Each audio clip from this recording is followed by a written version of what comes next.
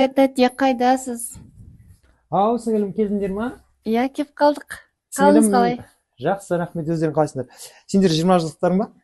Иә. Аха, мен көзіме Бізге- массаж алайын деп жатыр едім. Бізге бөлмелер таныстырып жібересіз ба? Аха, хорошо. Мен сізге таныстырамын қазір, сіңілім. Сіңілім, мына есіктен кіресің, мына жақта жуынатын бөлмелер. Келкі сіңілім, қысылма. Жуынатын бөлмелері және әжетханасы бар. Бұл Тамаша. Бұл бөлме бізде семейный паралар дейді ғой бізде. 2 адамдық тоже. Мына жақта тоже 2 адамдық. Бұл бөлме 4 адамдық. Қара, сіңілім. Мына жақта бізде бәрінде холодильнигі бар. Морозильник. Сіңілім, қара бер. Мына жақта орналасқан. Морозильник орналасқан. Отырып тамақтанады. Бәрі жылы, уютно. Керемет. Жүр сіңілім, мен саған кезекті бөлмелермен таныстырайын. Уақыт жоқ бізде ше. Қонақ көп.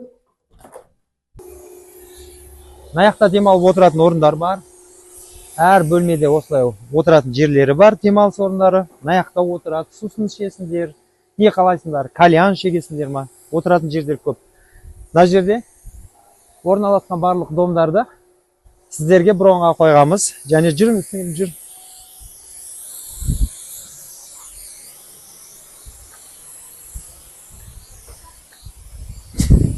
Аяқ жүн дейсіз ғой. Сіңілім, тағы да мына жақта орналасқан. Сіздерді брон қойылған үйлердің барлығы осы жерде орналасқан. Ар жақта отырып тамақ ішуге, тынығуға, демалуға болады.